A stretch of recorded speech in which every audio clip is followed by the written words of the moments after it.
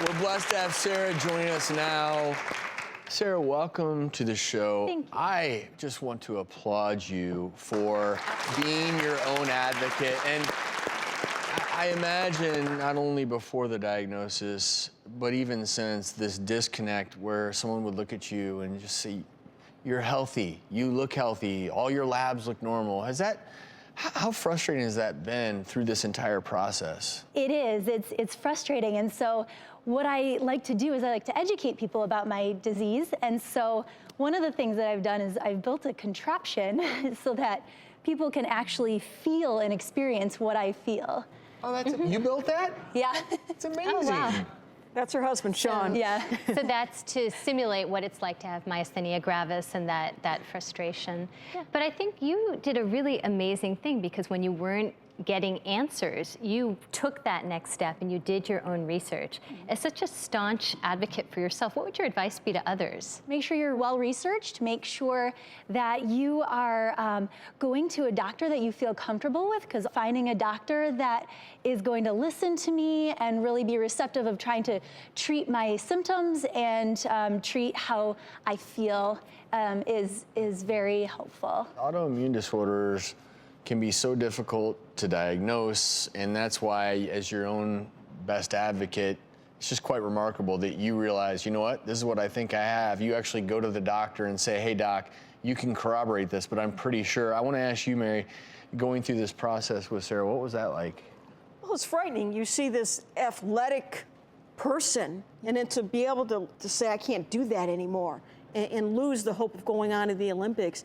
I mean, it was hard for us as a family to watch her have to give that up. I mean, she did that since, what, you were how old when you started diving? I was in high school. She was in high school. And the funny story is, my sister-in-law and my brother would never let my nephews play football. But they let this kid do gymnastics and dive off of high platforms, and I'm like, why can't the boys play football? And this kid said, come and watch Sarah. I went and watched her do gymnastics, and it was like, oh, I am never going back to see this again. Like, no, oh, no, oh. But to your point, though, I mean, you did go through such a drastic life change, and what's striking me is how positive you are and how upbeat. So I'm just curious, where do you derive that strength from? What fuels that? Yeah, I would have to say that my faith is a big part of it.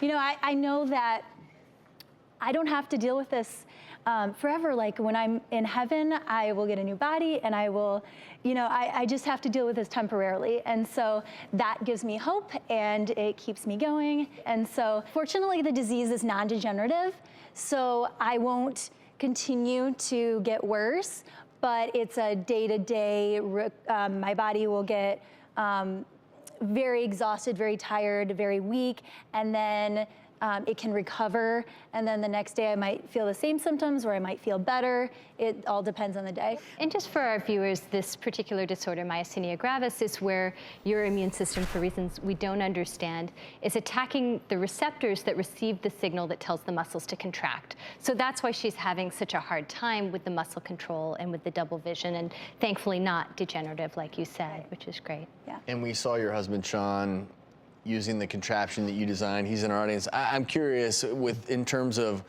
watching Sarah go through this, obviously you've had to develop empathy, but what have you learned from her? I'm just so amazed at how positive she can stay with what she's had to go through. I mean, it's absolutely incredible. And so just learning to just not be frustrated when she's having a tough day, but just to come alongside her and support her has been a really big thing.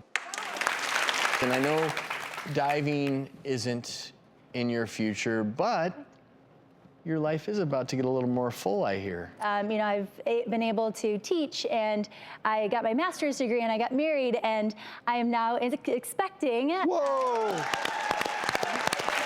Sarah, we wish you nothing but the best. Thank you for sharing your story. Thank you. Best of luck with everything. To learn more about myasthenia gravis, head to thedoctorstv.com.